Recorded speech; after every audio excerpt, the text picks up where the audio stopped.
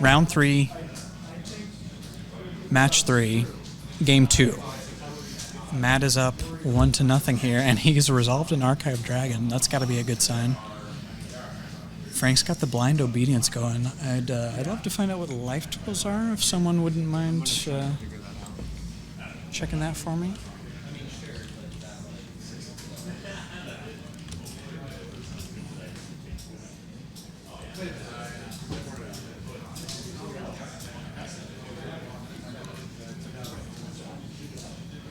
Frank's 11.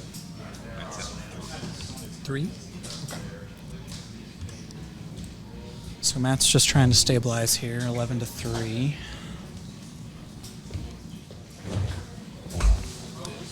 Again, this is potentially the final game of WOE season here, if Matt can find a way to stabilize. A little bit. Is Frank attacking all here? Frank seems to be attacking all here. He can drain a couple of life. So. Yeah, that seems like an obvious block. Matt does also have a human. Is that a pie wielder on the far right there? Can't quite tell.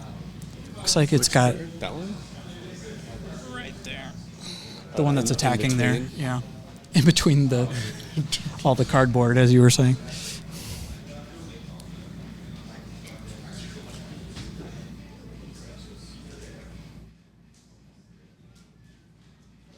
Yeah, the blind obedience gonna make it tough here. Though it does look like Frank is tapped out pre-combat. Okay, it looks like an unassuming sage with two different rolls on it. Yeah, so the unassuming sage makes a, I believe, wizard roll on itself, and then I assume Matt also put a cursed roll on it, so it is a 2/2. Oh, he's got, it's probably Obira's, no, that's stopgap. That's not an instant, Matt. Oh, is it Matt's turn? Okay. That must be.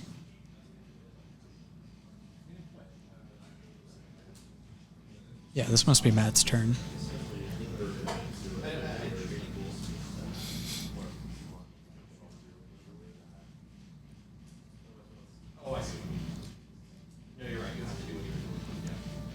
Whose turn is it?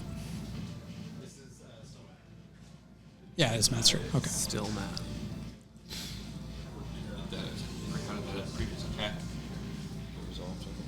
I am not sure. I think we tuned in after that attack. Okay. I think it's been Matt's turn for a while.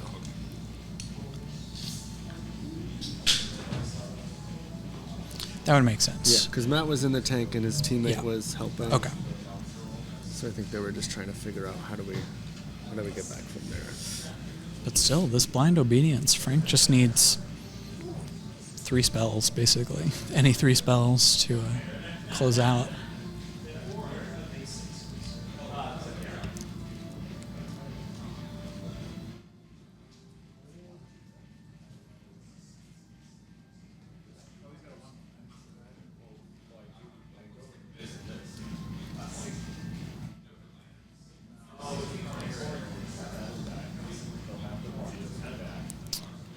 Yeah, this match might come to a bit of a crawl here.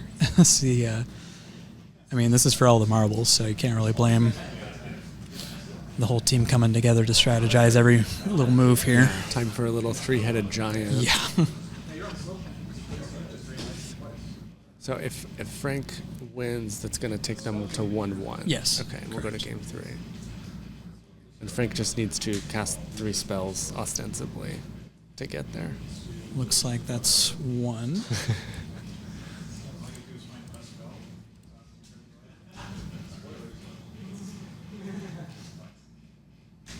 This will be spell number 2. What's he doing?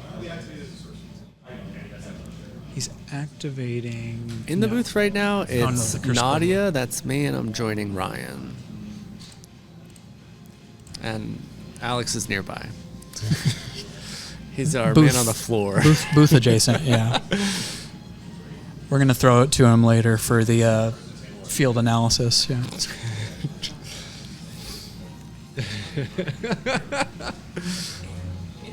The pizza man, that's right. Okay, so what did Matt just transformed his likeness looter? If we could have our man on the floor, let us know what he transformed it into.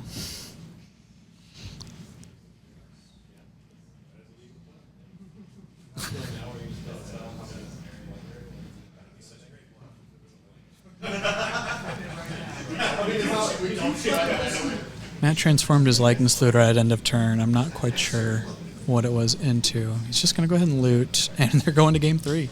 There's Alex really wants to get the trophy and frame here. Oh, here we go. This is good stuff here. Tony, do you see yourself on here? Wait, put it back. Can you put it on that deck box? Yeah.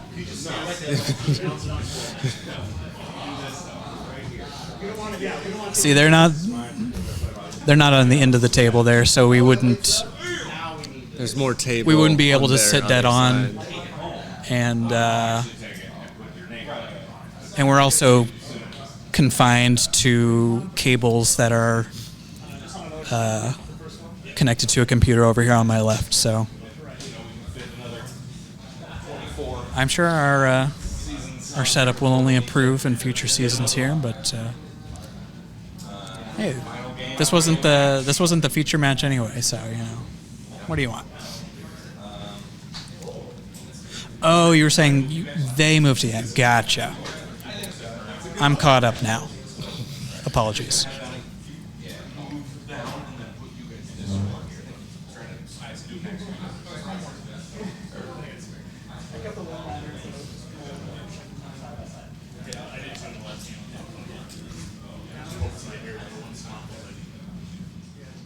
I'm not going to do anything to ruin the flow, Yeah, it's hard. Everything's on the wire. You Let don't 'em want to cook. disrupt that energy with, hey, can you all scooch just a little bit? Can the camera be zoomed in? Do I need to do that Let them manually? cook.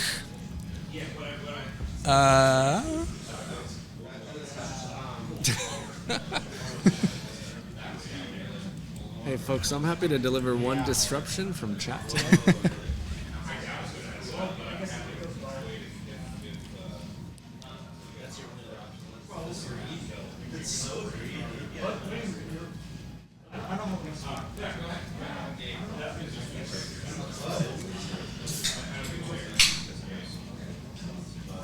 We've got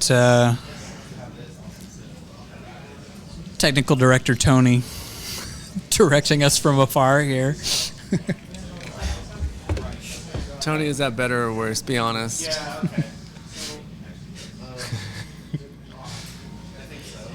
Either way, it's on you. It's what you're going to get.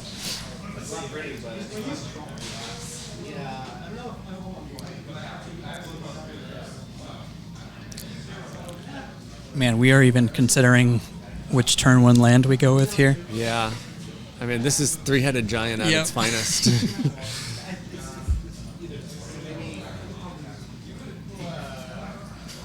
We played. David's like, put this back in your hand. We played the first round of Cube earlier, and Alex was taking a long time to build his deck. We were on the same team. Oh, that doesn't sound like him. And so my opponent had an assistant to just walk through all of their plays. They got me real good.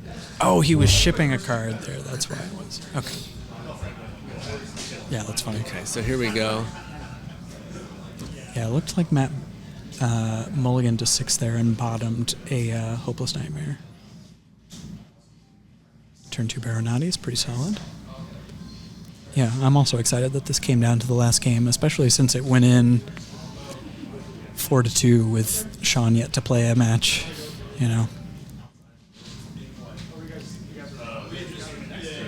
It's first to 5, yeah? Correct. And it is 4-4, 1-1. Unassuming Sage on 2. Just a 2-2 for now. Matt is just going to pass.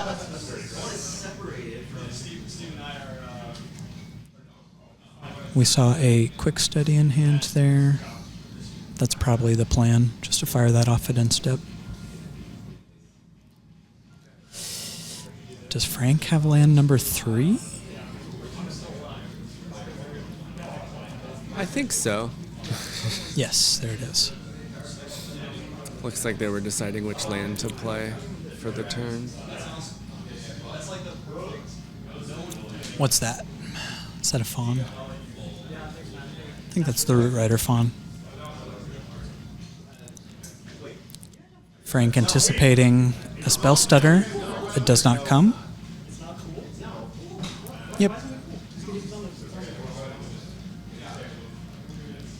See if Frank tries to get cute with an attack here. He just says go. And we're going to see the quick study. So is Matt representing a counterspell here? Yeah. Frank, What is he thinking about right he's now? got the quick study. Okay. It's the instant speed divination.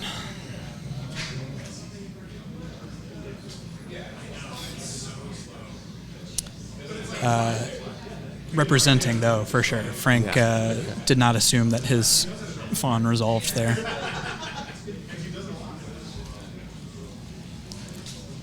Matt's got plenty of lands in hand now, for sure.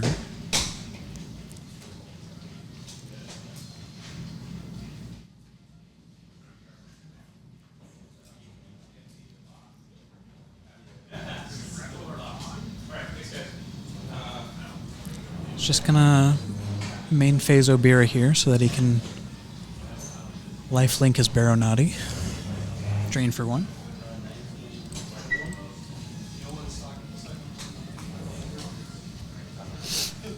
Thank you, Tony. I'll let you know if I need you to zoom in on anything else for us.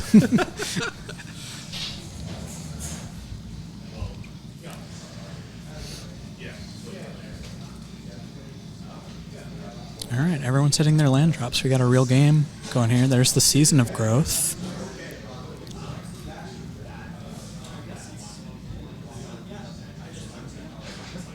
Spellstutter would still counter here.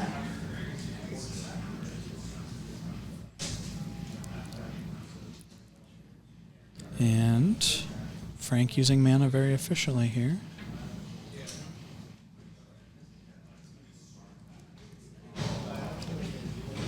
Yeah, looks like they're going to stutter the Cursed Courtier. Frank's going to attack for 2. Pass it back. What are your personal opinions on the enchantments from other sets, the little bonus sheet?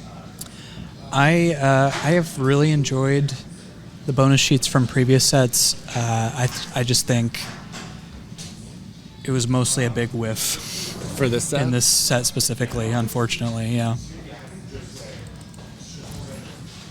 In terms of card choice, or just didn't play well with? In terms of like the bonus sheets for Mom, for March of the Machines included like all the companions, for example, which sort of that led to a lot more decks that could be drafted and played in that format, a lot more variety. I see. Most of the Enchanting Tales were just unplayable garbage and limited. So Frank with the Toon Veil guide. This is pretty ideal. It's a pretty ideal curve out for him. Stab Wound and Utopia Sprawler, pretty much all we had, yeah. I mean, we saw Season of Growth, we saw Blind Obedience, so those are both fine cards. Blind Obedience is totally fine, and Season of Growth can get there, There's for the sure. Oblivion Rings type 1. Grasp of Fate, yeah. There's more than 3. Just okay, you made your point. No, okay. I'm just saying, you know, I like it because I feel like I'm it joking. makes it so the format's a little harder to solve. Matt with the Candy Grapple in response to the Besotted Knight adventure. That's pretty big. That's a big game. That's pretty big. Frank does still get to draw off the season. Yeah. Yeah, Tony, I got the hyperbolic. There's 3, and then Hyperbolism. there's Magic players 3. Yeah.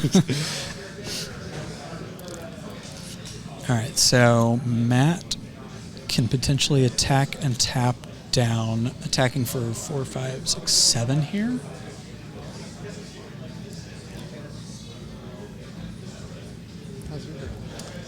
Does not seem like a poor play by any stretch, but it's just going to be the flyers. No, it's going to be everything. Tapping down the 2 Unveil Guide and buffing the Sentry, 4, 5, 6, 7, and gaining 1. Start playing. No blocks, he says. Unless Matt pumps, it's going to be 21-9. It's like he's got something else to do with 3 mana, and he passes. Yeah, thumbs down. Game 3, match 3. Yeah. All the way down to the wire. Looks like the card in hand is Obira's Attendant. Frank's got a second Cursed Courtier here. Going to come in cursed and scry off the Season of Growth. Attacking for 2 with the 2 Unveil Guide. It's going to get subtracted by Obira's Attendants. Frank says, sure. Frank with 2 cards in hand and 3 mana available says go. Matt draws his splash color. Plays it. Probably just going to be pumping, tapping and pumping here, yeah.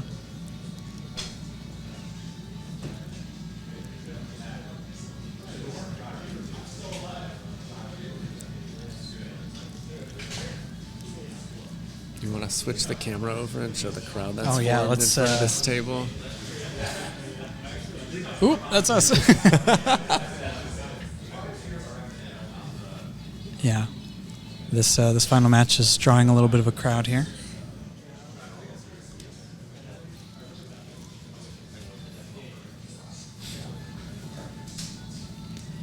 Matt attacks with everything, activates the Sentry, taps down the lifelinker.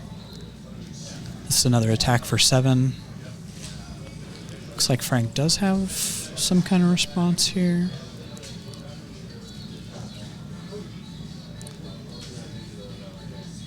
Hey, Timon, nice to see you.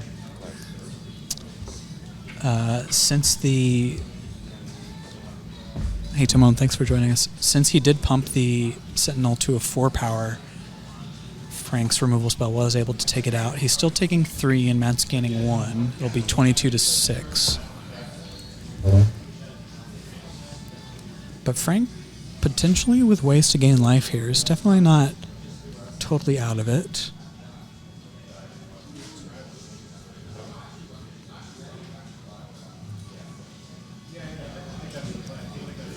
If he can find a way to sack this cursed roll, then he's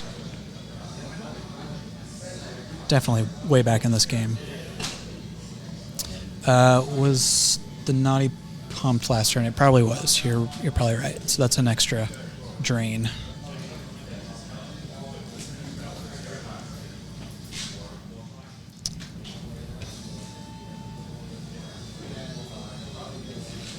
What was? Where did the human come from? Final game. Ooh, so the Courtier is attacking for 3, so that's 4 and gaining 3.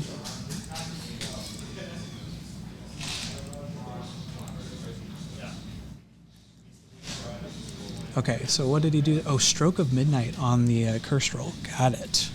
Very interesting. Did you get this? Thanks, Tony.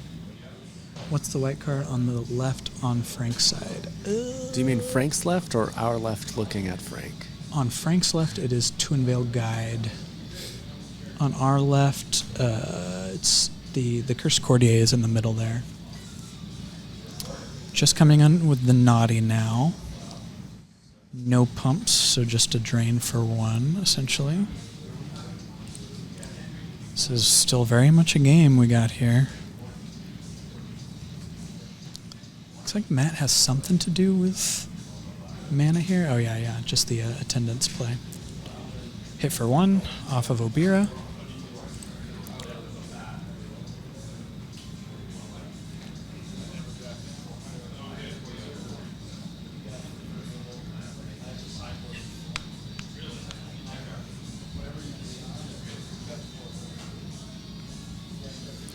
So he can, if he can trigger Celebration here, Oh, but then he's got... Matt has the attendants out now, though. So he still wouldn't have a great attack with the Twin Veil Guide. Gotta have some way to deal with that attendance now. It could be if he can trigger Celebration, and then if he has the Werefox Adventure, for example, that could be a huge blowout. Swinging for everything except the guide.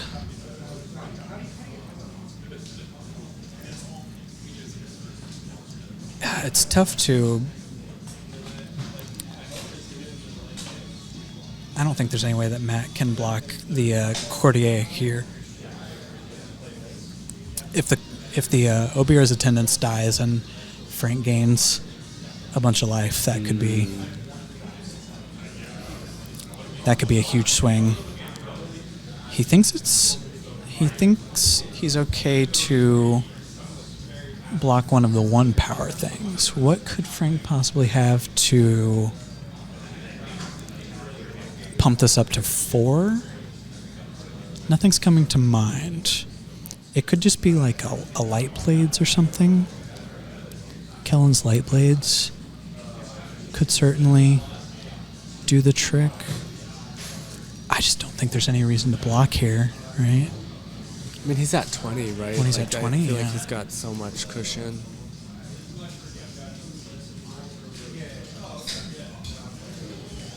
Okay, it looked like the human died.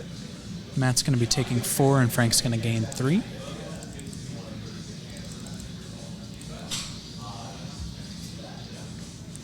Matt's got a stopgap, which it looks like he's just going to pay full price for. Probably targeting the Courtier.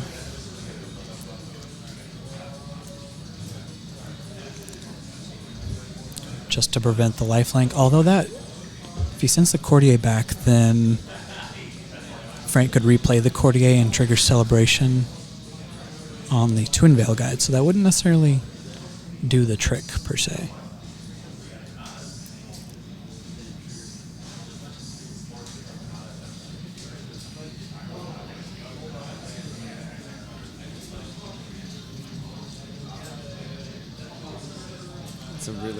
That's a nice design for a card. Yeah, I really like the design on the Cursed Courtier. It's a really fun one. It's unfortunate that I was saying earlier that white sort of doesn't play well with others in this set. Yeah. So the deck that the Courtier goes into... There's no bargain in white, probably. There's not as much. Yeah. It's like your best white bargain is like Kellen's Light Blades, which is kind of a specific timing requirement, you know?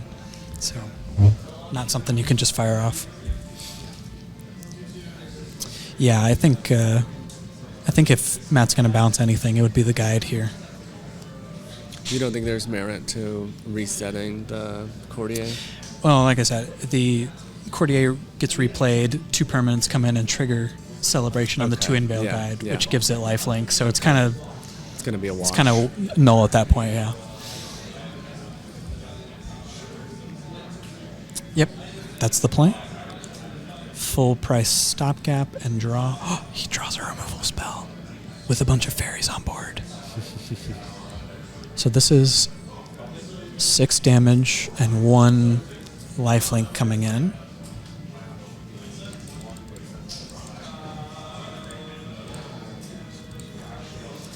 I wonder if he just fires off the fairy fencing now. Yeah, Matt is just master of the top decks today. Yeah, I think just killing Courtier now just all but guarantees the win here.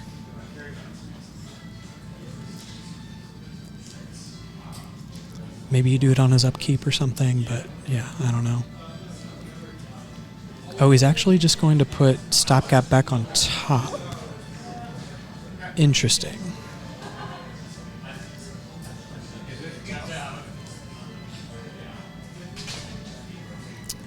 Sean says tapped out, but I don't think there's any way for Frank to just win here. I I don't see him doing 17 damage this turn. You'd be surprised what Imidane's Recruiter can do, but no, I still don't think it's enough. He got really close to stabilizing, so he might be able to put it back together, but Matt's board is pretty developed at this point. Matt's got a bunch of flyers and a removal spell in hand.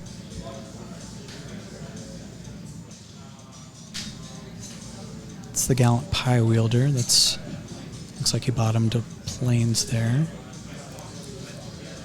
And replay the guide, scry again. Attacking for 4.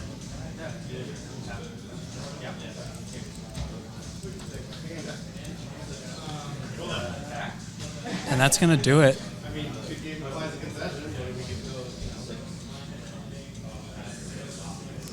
Yeah, it looks like that was just it with the known info of the stopgap. So, wow.